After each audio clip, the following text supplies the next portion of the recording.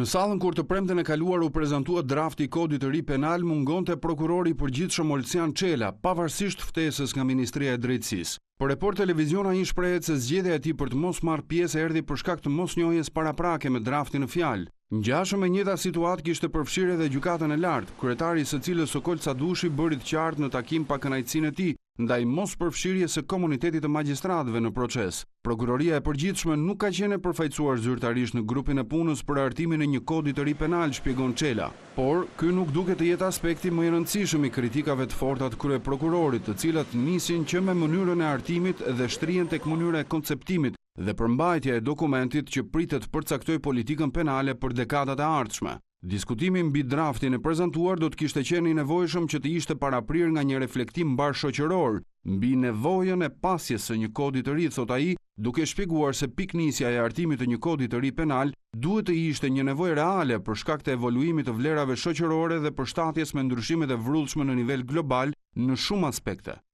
Mungesa e këtij procesi përbën një gabim fatal strukturor në ngritjen e kësaj ngrehine, që në vend se të ishte një produkt i një rrjedhje të natyrshme institucionale dhe shoqërore si domosdoshmëri historike, në fakt nuk përfaqëson më shumë se një veprim të nxituar që rrezikon të minojë në mënyrë të pariparueshme mirëfunksionimin e sistemit të drejtësisë penale në vend. Kryeprokurori është kritik dhe me përmbajtjen dhe zgjidhjet e ofruara. Nga produkti i sjell për diskutim, unë vlerësoj se ai do të sillte shumë konfuzion tek magjistratët në aplikimin e normave dhe krijon premisat për interpretime tërësisht të ndryshme të tyre në raste të ngjashme. Olcian Çela e sheh si problematike tendencën për të paravendosur në dispozita çdo interpretim të mundshëm të normës ligjore. Fryma e përgjithshme në draft për të zgjeruar rrethin e veprimeve që kategorizohen si të rrezikshme në një masë të tillë sa të klasifikohen si vepra penale të dënohen me burgim, tregon një tendencë represive që rrit potencialin e kriminalizimit të individit në shoqëri, e që sjell pasojë të rëndësishme në jetën e qytetarëve. Por sa e mundur është që procesi i konsultimeve i hapur tani më të sjell përmirësimet e nevojshme. Për kryeprokurorin Çela, procesi i konsultimit publik dhe ai parlamentar më pas ndikojnë pak ose as pak në thelbin e tij, çka e shndërron procesin e debatit publik në formal dhe të padobishëm, pasi nuk do të lejonte një ndërhyrje sistematike në tërësinë e draftit. Eksperienca ka treguar se procesi ligjbërës në vend, të paktën sa i përket sistemit të drejtësisë dhe sidomos kuadrit ligjor penal, është defektos dhe shpesh ndikohet nga nevojat dhe emocionet e çastit, dhe kur bëhet fjalë për një kod, nuk duhet të lejohet që ky gabim të përsëritej për një ligj kaq të rëndësishëm. Për prokurorin e përgjithshëm, më tepër se për një kod të ri penal, sot vendi ka nevojë urgjente për ndërhyrje në kodin e procedurës penale, për të korrigjuar gjërat që po shkojnë keq në funksionimin e tij dhe për të lehtësuar proceset nga burokracitë e panevojshme që po ndikojnë në zvarritjen e hetimeve dhe gjykimeve.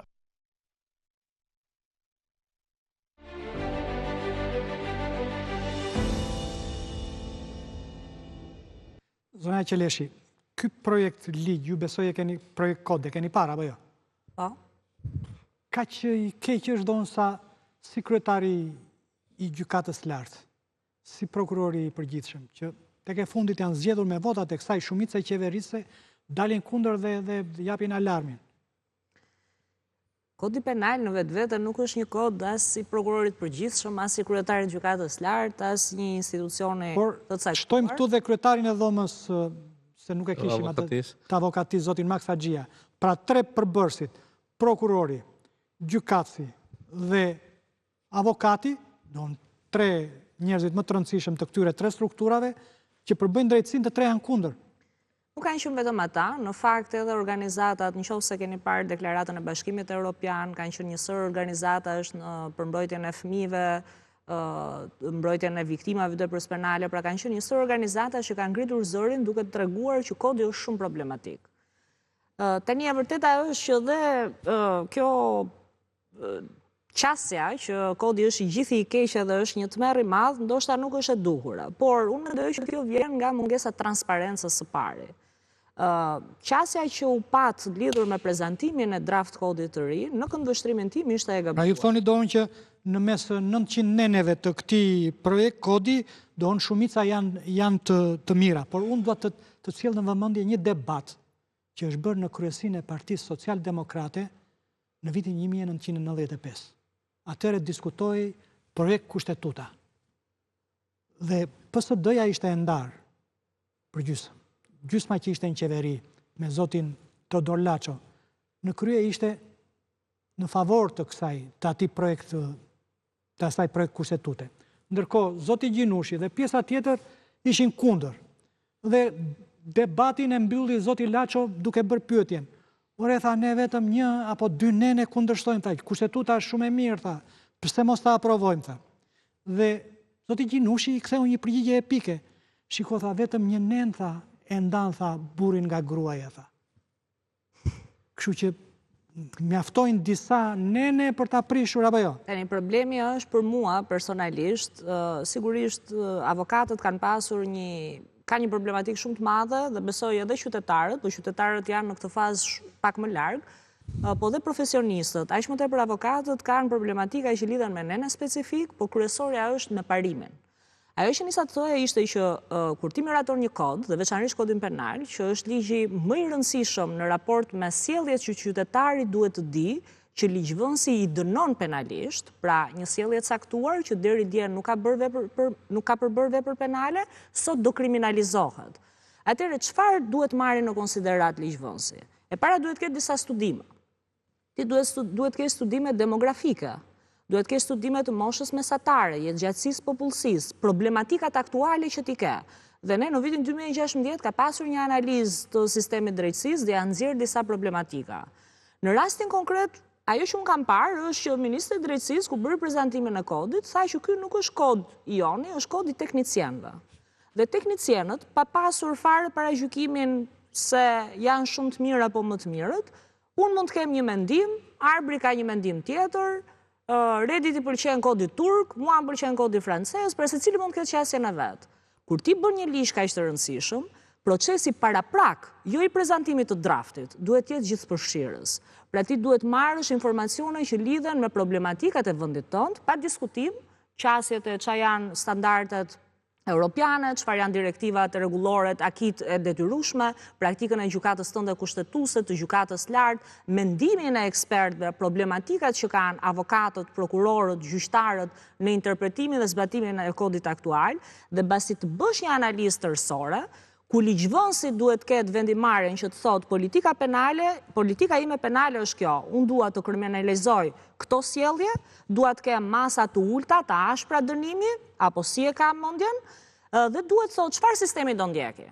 Do ndjek sistemin europian, do ndjek sistem siç e kishim ta bëjmë pak më mirë, dhe mbi bazën e strategjisë që ka të thotë, më duhet një kod i ri penal, apo ka nevojë që të ndryshojmë atë kod që ke. Është një hap para apo një hap pas në respektimin e drejtave të njerëzit.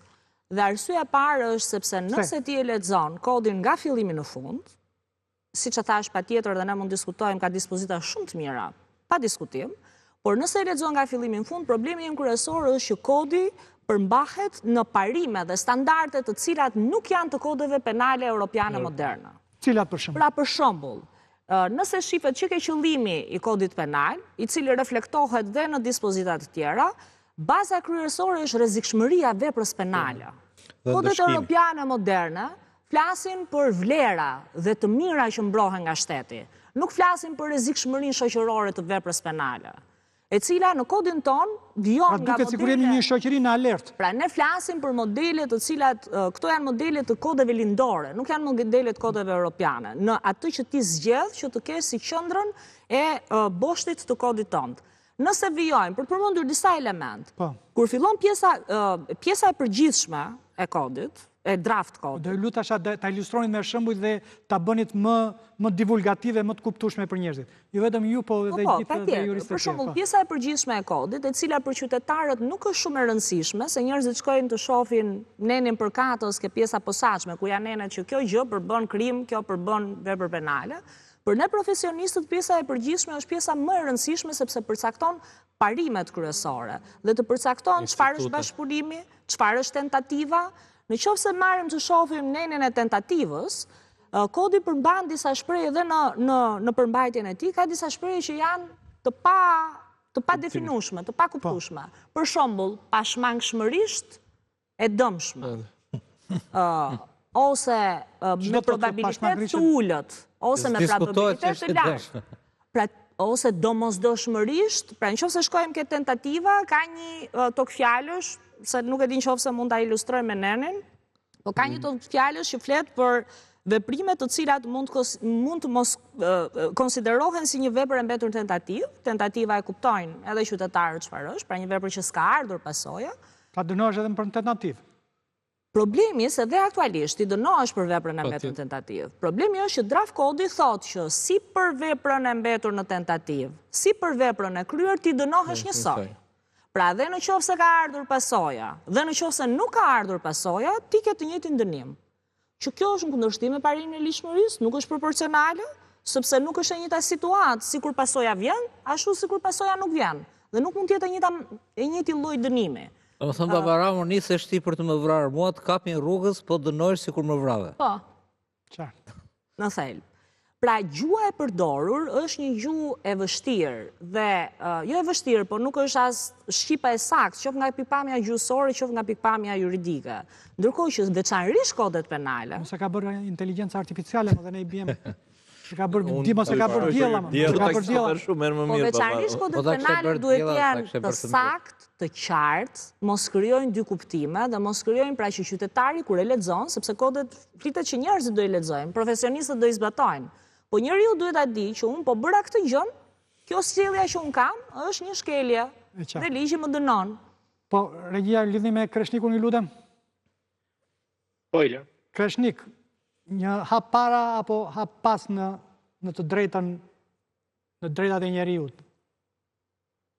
Ky projekt. Një hap para, dy hapa pas.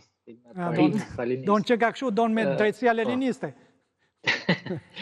Dëgja, unë mendoj që nuk ka jurist në Shqipëri që mendoj që duhet vazhdoj të funksionoj Shqipëria me kodin e vjetër.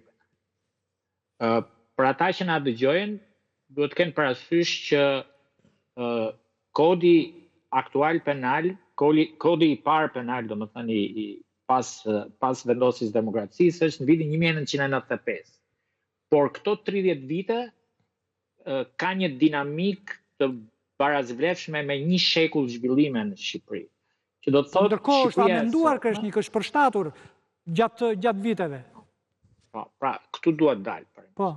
Për ata që na ndjekin, duhet të kenë parasysh që propozimi është për të bërë afro dyfishin e dispozitave, e neneve të kodit aktual, e parë. E dyta, është një rishikim i pothuajse 90% ose 95% të gjithë dispozitave të kodit. Pra, nuk preket një pjesë, as gjysma, po preken të gjitha dispozitat e kodit, plus dyfishohen ato. Tani, pyetja parimore është, a ja vlen që Shqipëria të arnoj një kod i cili ndryshohet në 95%? E marrin të mirë qënë që duhet një kod i ri, por kthehemi tek pyetja. Ky është i respekton të drejtat e njeriut, është referohet të legjislacionit të vendeve perëndimore, apo është një model lindor, si tha zonja Qeleshi? Mendoj që është i debatueshëm. Unë kam objeksionet e mia, dhe këtu është një debat profesional. Unë kam shumë respekt për Joanën, për zonjën Qeleshi, si një nga gjyqtarët më të shkëlqyera në Shqipëri, po dhe si një juriste me shumë eksperiencë tani, dhe uroj edhe për detyrën dhe misionin e ri që ka. Por unë kam një qasje në të cilën Shqipëria ndonjëherë, jo vetëm që i përket Europës lindore, jo perëndimore, në traditën e vet, por në zhvillimet e saj, shpeshherë ka një qasje dhe krimet nivelit afrikan. Do më thënë, nuk kemi ne një qasje apo zhvillime të veprave penale si Europa perëndimore. Dhe ne nuk mund shkojmë në një adoptim të një kodi penal europian, duke qenë se ne nuk sillemi, edhe në sjelljen tonë nuk kemi si europian. Le të themi, për shembull, për veprat penale të vrasjes. Nëse ne do konsiderohemi veprave penale të vrasjeve, unë kam dëgjuar shumë analiza të penalistëve të ndryshëm. Le të themi që sjellja ose motivet e vrasjeve në Shqipëri janë tipike aq të veçanta sa ti nuk mund t'i gjesh në asnjë vend perëndimor. I gjenë në Italinë e Jugut, i gjenë në Korsik, i gjenë në Sardenjë, se duhet t'jemi dhe, nuk jemi delja e zezne në... Gjithsesi, në qoftë se pranojmë këto. Dëgjoj, dhe njëherë se nuk më, se mos më keq kuptoj dhe publiku. Unë nuk them që kryem krime më të rënda, edhe njëherë. Unë them, dinamika dhe motivet e kryerjes një vepre penale janë krejtësisht të ndryshme. Sepse janë edhe shumë barbare Amerika Latine, po në Amerikën Latine janë rrëmbimet, janë krimet aq me rrezikshmëri të lartë shoqërore sa duhen përshtatur atij vendi. Pra, dhe nga ana tjetër, janë të domosdoshme pse, se Shqipëria përballet me një dinamik të re, le të themi krimet ndaj mjedisit. Shqipëria është unike në krimet që veprat penale që ja të t'jap një shembull, Kreshnik, Zora don një nen nga projekt Kodi, nenin 235. Ja don të ta ilustroj. Regjia, ju lutem nxirreni në mur. Përdosja e Republikës dhe simboleve të saj. Pra kur kemi të bëjmë flamuri, stemën e Republikës, përbën kundravatje penale dhe dëgjohet me gjobë ose jo më pak se 2 dënime plotësuese ku çmohet se arrihet njëra prej tyre. Ju lutem hapeni tamam se nuk lexohet. Regjia, vetëm ky është versioni. Pra, e kemi nenin 235, kur përdos flamurin, dënohesh me gjobë ose deri në 6 muaj. Ndërsa kur përdor terma fyes për presidentin e Republikës, kuvendin e Këshillin e Ministrave, dënohesh deri në 2 vjet burg. Tani, kush është më i rëndësishëm, flamuri apo zoti Begaj? Pyetja është për mua se nuk... Po, për ty se vrasja kudo dënohet. Shikon, nuk jam një mbrojtës i projektit, unë jam një kritik i projektit. Unë jam duke insistuar që Shqipëria ka nevojë për ndryshimet kodit penal, madje unë kaloj në ekstrem që janë për një kodit të rritëm. Nxirreni në ekran të plotë të nenin 235. Po. Dhe në radhë parë, nuk mundet marrim të shkëputur nga 500 dispozita të marrim një. Dhe sigurisht që aty janë mbrojtur interesat e funksionarëve të shtetit dhe nuk jam dakord për këtë, sepse kodi penal duhet ketë prioritetet tjera. Për shembull, një nga prioritetet që janë domosdoshme dhe që reflektohet në këtë projekt është mbrojtja dhe garancitë që duhet i jepen viktimët, e cila deri më sot nuk ka rregullime në Kreshnik dhe një po ta lexoj. Don për himnin kombëtar, flamurin, stemën e Republikës të ekspozuar në institucione, don kur përdosen e ke me gjobë ose me burgim deri në 6 muaj. Ndërsa për presidentin, kuvendin, Këshillin e Ministrave, gjykatën kushtetuese, këtë apendiksin e Federatës së Skive, dënohet deri në 3 vjet. Deri në 3 vjet. Edhe një herë, nuk jam dakord. Nuk jam dakord se kanë mbrojtur interesat e tyre. Pra, është një dispozit e cila shkon në funksion të servilizmit politik dhe mbrojtjes interesave të funksionarëve publik. Kaq është, domethënë jam shumë i prerë, po nuk duhet të fokusohemi vetëm të dispozit. Nuk kanë përputhshmëri dhe logjik midis një shkelje në raport me një shkelje tjetër. Nëse në tërësi kodi shihet, le të themi dënimet kanë pasur një ulje. Dënimi maksimal ka qenë përveç burgimit përjetshëm 35 vjet burgim, tani është 30. Por nëse shifen dispozitat pastaj se sa dënohet një sjellje e caktuar në raport me një sjellje tjetër, nuk ka proporcionalitet, si në rastin e kësaj dispozite që thoni ju. Pra dënohet më shumë një shkelje e cila është më e lehtë në raport me një shkelje e cila duhet ishte si rregull më e rëndë. Dhe kjo shifet në shumë dispozita të kodit. Keni prostitucionin, janë plot dispozita që mund shifet kjo. Dhe kjo është një nga problematika, dhe nuk ka nevojë të merret nën për nën, sepse kjo është ajo që thash, që ligjvënësi duhet ta di çfarë do. Pra kush është politika ime penale si ligjvënës? Që këto sjellje të caktuara të rris masën e dënimit. Këto të tjera të ul. Dhe kjo është një gjë e cila sigurisht kur diskutohet në komision të ligjeve apo të miratohet është çështje që zgjidhet në raport me politikën penale. Por nëse shihni në 235, pra i gjithë kreu që vjen vepra kundër autoritetit shtetëror, vjen direkt mbas kapitullit që vjen për genocidin dhe krimet kundër njerëzimit. Nuk ka asnjë kod penal modern që të ketë direkt në pjesën e posaçme të tij vepra kundër autoritetit shtetëror. Pse ka ky kod? Dhe kanë kodet lindore pse? Sepse tregojnë që shteti është boshti i legjislacionit penal. Ka dhe shumë moral. Dhe jo individi. Ndërkohë që tek kodet moderne është individi boshti, është humanizmi i individit, i dënon sjelljen e individit, po ti ke individin në qendër. Ke viktimën, ke të miturin, ke të pandeurin, nuk e shtetin. Vijojnë dispozitat fillimisht kundër jetës, kundër shëndetit, me radhë, dhe në fund, pas veprave kundër pasurisë e tjerë, vinë dispozitat kundër autoritetit shtetëror. Jo për efekt të rëndësisë, po për efekt të qasjes. Dhe ajo që po thoshte Krishniku. To si kanë fare, vetëm në ato ku janë mbretëri, vetëm mbretin, e ke përsysh, nuk e kanë fare, nuk diskutohet fare. Jo, nëse ti përdor flamurin kombëtar, djegë. Amerika nuk e ka me gjobë, me ndonjë kështu. Ne kemi problematik këto. Jo, dakord, jo, këta zyrtarët të flamurit. Zyrtarët nuk i ka me asnjë vend, të jetë direkt te gjykata të drejtave të njeriut, po dënove për këtë direkt e merr. Vetëm mbreti në Belgjik, mbreti në Danimark, mbreti në Spanjë, sepse e quajnë si unitet të kombit. Nëse mund ta vazhdoj, çështja është qeveria, kryeministri, ministri i drejtësisë, nuk e di se kryeministri doli në mbrojtje shumë hapur të këtij draft kodit të ri. Me kë profesionist që e tha zonja Qeleshi, me kë profesionist, me kë grupim, me kë organizatë është konsultuar para se ta nxjerrë draft. Të bëjnë ndërhyrje fare të vogël se harrova ta bëja në fillim të pjesës së dytë. Don kemi kontaktuar me të gjithë antarët e atij grupi pune, me në krye zotin Rakipi, dhe të gjithë kanë refuzuar të vinin të Bravo, kjo do një ekspozit, ta bëj një ekspozit si gazetar, një raport. Ja ta mbaroj Redi dhe pastaj me një. Gjithë antarët e grupit punës duhet të ishin këtu për të mbrojtur variantin e tyre të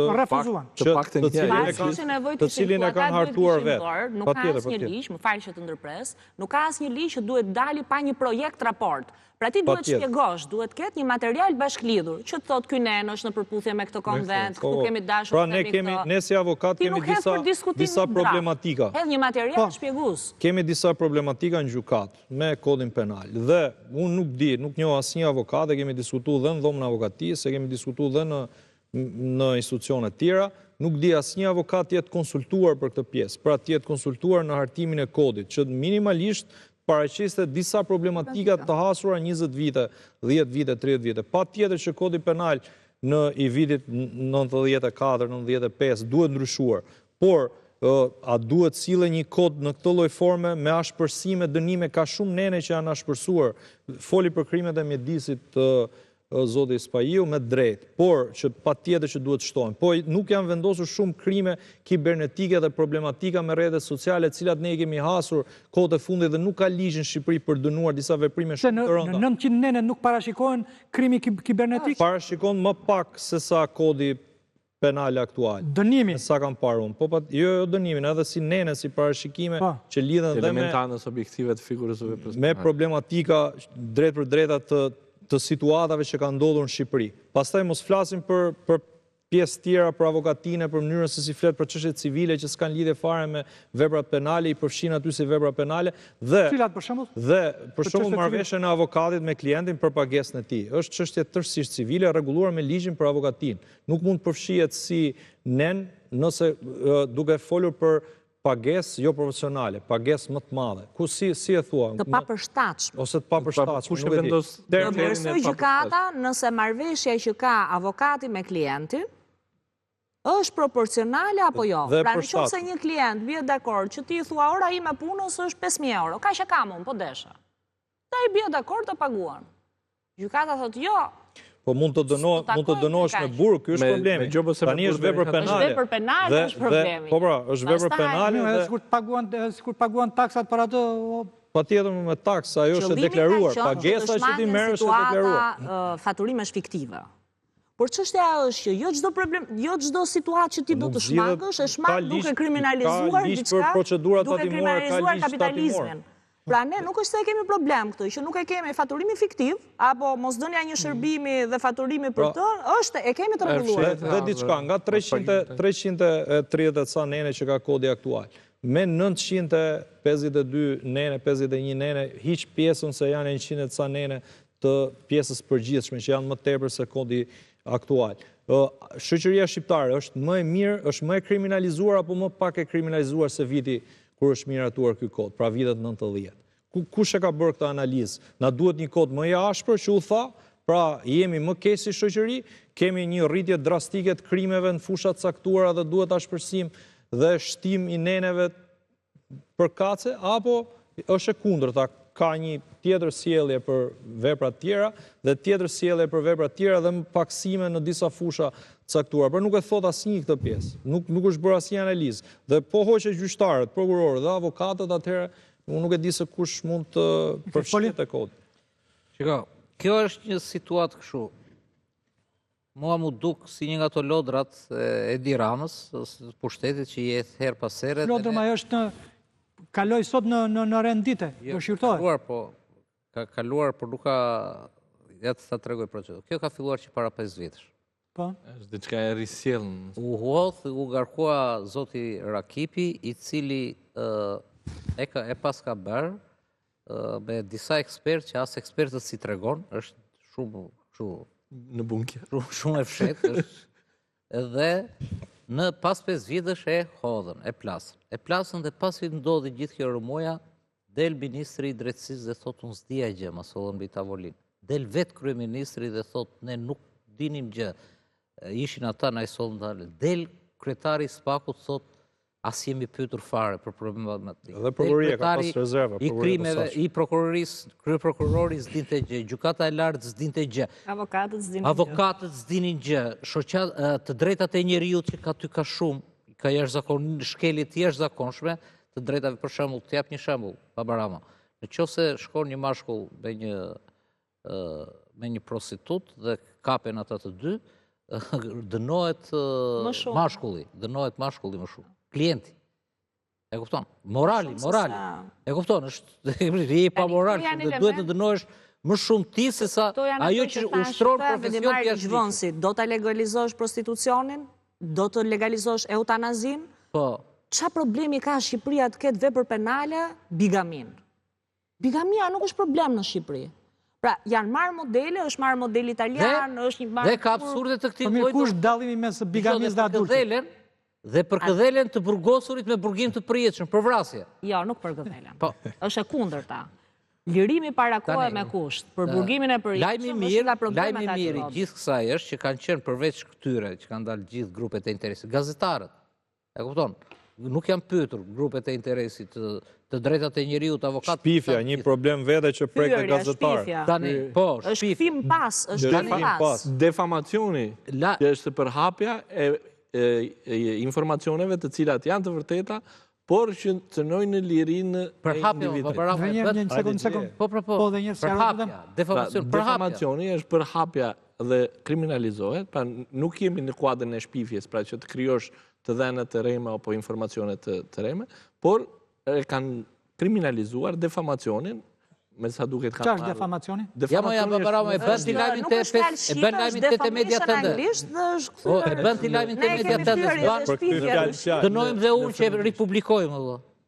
Pavarësisht një informacion i vërtet, do të kriminalizohet si sjellje dhe gazetari do të mbajë përgjegjësi penale për aq kohë sa e ka cënuar individin apo drejtat e lirisë themelore të tij. Unë, nëse do të më pyesni, nuk është një hap mbrapa, është 10 hapa mbrapa. Është 10 hapa mbrapa jo vetëm për aq sa thotë Joana që është i pakuptueshëm në pikpamjen gjuhësore, cënon parimet dhe institutet e së drejtës penale. Për shembull, unë kam pasur një nga dispozita që kam pasur më shumë qejf është mbrojtja e nevojshme. Është dispozita neni 19 dhe janë rreth 3 apo 4 fjali që e shpjegojnë në mënyrë perfekte se çfarë është mbrojtja e nevojshme. Pra nuk ka përgjegjësi penale personi që për të zmbrapsur një veprim të padrejtë, të vërtetë dhe të çastit. Është një nga dispozitat më të bukura që kemi në kodin penal. Dhe mbrojtjen e nevojshme, drafti i ri e kalon në 8 dispozita, të cilat janë të pakuptueshme për njeriu e thjeshtë. Unë besoj që kodi i ri penal ose besoj që ky draft nuk do të miratohet, ashtu si që tha edhe Poli, është një draft i rizjedh dhe i rizjedh. Ja që ta mbarojnë atë timen, lajmi mirë është dhe vazhdo, arbër se në fakt është tem për juve. Lajmi mirë është, e ke përsysh që është kusht që do kaloj të ekspertët e Brukselit, do thënë i gjithi. Dhe për mua do bjen shumë gjëra ose do rregullohen, edhe është një provokim. Ishte një provokim i cili hajde po prodhoi politik, sepse me aq sa kam lexuar unë, për shembull, kam lexuar shumë vendime të gjykatës së të drejtave të njeriut, që më interesojnë për punën time, ku të jemi kujdesshëm. 90% e atyre atje ti marrësh ti çosh që kanë të bëjnë me të drejtat edhe të paraburgosis, edhe të veprave. Ore, i kanë hequr veprat, në këto që i fusin këta direkt me burg, Europa i ka hequr. Europa ka gjykatësh, atë që quajnë gjykatë shkallës së ulur, të ulur quajmë atë që ne quajmë të krimeve. E ke parasysh, është vetëm një dhe i ka kufizuar aq shumë, sa që dhe drogat të kapin edhe me 2 kg kokainë në makinë, nuk të marri dhe të plasin për aq, po mund të dalësh me një avokat të paguar shtetin për dëmin që mund të kesh bërë etj etj, po u përsërite etj etj. Këtu njerë humbet thelbi i drejtësisë europiane. Thelbi, kush është? Është riedukimi. Një njeri, këtu nuk hiqet më një, si mund të mbash ti 2 vjet në paraburgim. I rast vetëm se ta kap neni për shembull, ku diun organizat, çaj keni atë drogë, prodhim dhe shpërndarje droge, ajo fillon me 7 vjet. Tashi, shkon tjetri pa precedent, se ka bërë asnjëherë, nga dëshpërimi. Le që kanë krijuar edhe një sistem të policëve të maskuar, që vënë gjë njerëz të dëshpëruar, edhe si puna sa e Barsaletës, do t'i ashash, ai shkreti thotë jo s'dua. Po mirë, ke? Edhe në një moment saktuar i dëshpëri duhet të lek, po mirë se edhe mund të gjej. Shqipëria plot me ashash, nga 2015 s'ka lëvizur. Edhe vetë ai merr njëri në fushkruri ose në Dukagjinë i thotë ke, po kam 2 kg. Ky është shoku. E marrin e rasin brenda iku 7 vjetaj. Nuk i thellohen kësaj. Dhe aty brenda pasaj, te burgu, a kemi në sistem jo riedukimi, po rehabilitimi. Dhe çfarë na ndodh? Ne na ndodh që këta dalin më keq kur futen në 90%, ka studime për këto. Dhe ti, ky kod penal nuk i merr shumë fare parasysh këto. Lidhur me këtë që the Poli, një nga elementet për shembull negativ të kodit penal është që ka ndryshuar për llogaritjen e periudhës së vuajtur në paraburgim. Aktualisht ne kemi një ditë paraburgim, llogaritet 1 ditë e gjysmë burgim. Dhe kjo nuk është se për arsye kot. Kjo është sepse kushtet e paraburgimit në Shqipëri, janë të gjitha raportet që e thonë me vite, janë kushte mizerabël. Dhe për këtë arsye ti duhet kesh një mënyrë që të paktën të justifikosh personin. Je i padënuar ende, është një arsye tjetër. Ka diskutim. Por vendet e tjera, sepse mund të thuash legjislacionet e tjera nuk e kanë 1.5 të gjitha. Belgjika ka 1.2. Aq më tepër e kërkon ligjvënësi këto. Pra ty të hiqet liria, ndërkohë që prezumohesh i pafajshëm, dhe aq më tepër në një Shqipëri ku praktika gjyqësore në kundërshtim tërësisht me çfarë është kuadri jon ligjor, ne kemi arrestin në burg masën e parë që zbatohet. Ligji thotë që arresti në burg është masa fundit, pra kur asnjë gjë tjetër nuk të garanton ty që s'do ikësh, s'do prishësh provat, s'do vrasësh njëri tjetër, as do bësh i vepër tjetër. Atëherë ti janë më shumë të paraburgosur në Shqipëri se sa të burgosur, të dënuar sot. Pra, është një raport jo normal. Nuk jemi në pritshmëritë e Bashkimit Evropian me këtë situatë. Për shkak të masave të sigurimit tashmë. Masat e sigurimit ka vendime Strasburgut që thonë. Por ndërkohë ka pasur spekulime në media që ky projekt nëse kalon do në shumë të dënuar me burgim të përjetshëm fitojnë lirinë. E thara kipi që për shkak lirimit. Kjo nuk është e vërtetë. Kërkesës për lirim me kusht. Lirimi me kusht për të dënuarit me burgim të përjetshëm, në këndvështrimin tim është një nga dispozitat më skandaloze që kemi dhe aktualisht me ndërhyrjet e fundit që janë bërë dhe të parashikuar në kodin e ri. Parashikohet, pra praktikisht një njeri që merr burgim të përjetshëm nuk duhet të dalë kurrë. Që do të thotë ati njeriut i heq çfarëdo lloj mundësie, arsye, motivimi që ai të ketë një sjellje normale, që mos vras njëri tjetër aty brenda. Po në këtë projekt si parashikohet? Ja them unë tani, në këtë projekt parashikohet që të lirohesh para kohe me kusht. Nëse ke marr dënim me burgim përjetshëm, duhet e para të kesh vuajtur 35 vjet burg, që kjo është e pranueshme, dhe ndërkohë duhet plotësosh një sër kriteresh të tjera. pra të kesh bërë tentativat, kesh rivendosur dëmin e tjere, ndër të cilat, më absurdja është që duhet vi viktima e veprës penale dhe tjetë dakord që ti të lirosh nga burgu. Po viktima është në dhe. Trashëgimtarët e viktimës. O si pune aksidente dhe... Ore, jemi dakord që ti dalësh nga burgu. Do filloj si pune aksidente dhe. Si ka qenë deri tani me aksidente? Vete familjari, thot unë nuk e pa distë dhe dalin e ka shty për 3 veta, edhe i do vetë familjari, do t'ja pleka i nga burgu dhe ajde... Ska që t'ja pleka i mbas 35 vjetë burg, dhe nuk të vjen nga familjari për vrasjen. Dhe për rastet tjera... E ke fjallës do ketë lek 35 vjetë në burg? Jo, e kam fjallën. Sepse me atë njeriu që njeriu me qenë se u dënua me burgim përjetshëm edhe duhet vdesë, je 20 vjeç, duhet vdesësh patjetër në burg pavarësisht se ke sjellje të mirë. Jo. Po çfarë po thonë? Bota nuk bazohet më ke burgimi përjetshëm. Vendet europiane e kanë edhe kur dënojnë me burgim përjetshëm, të japin mundësi rishikimi mbas 20 vjetësh, 21 vjetësh. Nuk janë dënime që ti dënojsh me burgim përjetshëm edhe duhet të vdesësh domosdoshmërisht. Gjykata tani shumë shkurt kanë vendosur edhe disa praktika, gjykata lartë, gjykata kushtetuese të bazuara mbi këtë kodin. E kanë thënë shumë specialistë dhe më herët. Tani me futjen e kaq shumë neneve, një kod tërësisht i ri i cili do kërkojë patjetër një praktikë gjyqësore shumë të madhe derisa të arrijë atë perfeksionin e dhënies së vendimit apo dhënies së dënimit. Duke qenë se janë shtuar shumë nene për raste të caktuara, për shembull për kultivim narkotikësh dhe raste të tjera. Po ka qenë besoj kultivimi narkotikëve? Po, dhe mund të jetë specifikuar te ky kod, pra mund të ketë diferenca midis gramëve, midis që edhe kjo ka problematika, se thot 10 gram lëndë narkotike. Nuk e kanë specifikuar, ma jo, thot 10 gram lëndë narkotike pa e ndarë... Pas dojë të lëndës narkotike. 3 gram është kokaina për mbajtje, 20 gram... Kjo mund të jetë pozitive, por mund të ketë një sër nenesh tjera pra që lidhen me këtë pjesë që cilat duan nga gjykata interpretim sa do të jetë masa dënimit, mund të ketë shumë probleme në të ardhmen, praktikat të gjykatës lartë nuk ka, do krijohen gradualisht në të ardhmen dhe do sjellë për shtjellim, do sjellë problematika, mendoj, për avokatët, për gjyqtarët, për prokurorët. Okej. Kreshnik, si e parashikon, do reflektohen këto shqetësime të publikut, të komunitetit të juristëve, apo projekti do kaloj siç kalohet në parlamentin tonë kryesisht? Atëherë, parashikimi im është që do reflektohen 100% dhe projekti nuk ka dalë për të miratuar dhe për të mos marrë parasysh ndryshime. Projekti doli në një moment caktuar kur qeverisi interesonte të hapte një debat publik për të shkëputur vëmendjen nga problemet tjera, për të cilat praktikisht ata janë shumë të specializuar, programuar dhe që gjithmonë ja arrin qëllimin. Dhe mendoj që ja kanë arritur. Ne jemi duke ndjekur fuqinë që është hedhur nga ania. Lodra më guri në lumë. Patjetër, dieta. Domethënë jemi viktima në një farë mënyre të strategjisë që ata realizojnë.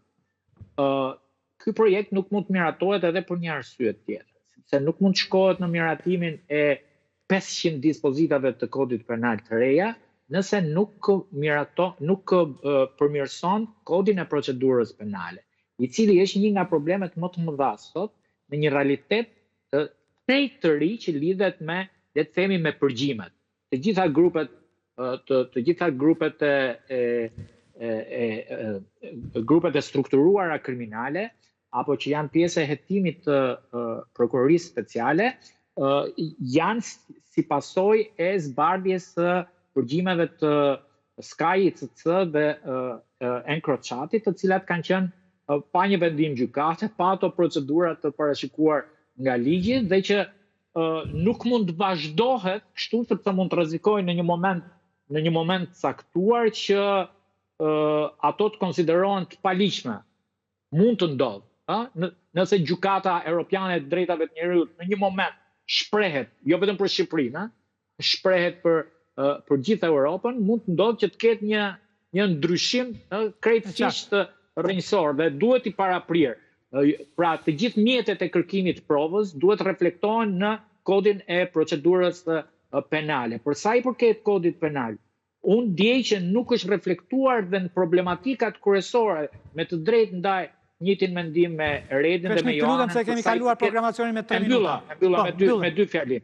Për sa i përket lirimit para kohe me kusht, por edhe dënimit me kusht që është shërbimi i provës, gjysma sot e veprave penale kryen nga autor që o janë liruar para kohe me kusht, ose janë gjatë shërbimit provës, i cili fatkeqësisht është një shërbim krejtësisht fiktiv në subjekte të cilat janë liruar dhe asnjëherë nuk Faleminderit Kreshnik, faleminderit 4 të ftuarve në studio. Ky ishte emisioni për sot, rishihemi të hënën tjetër.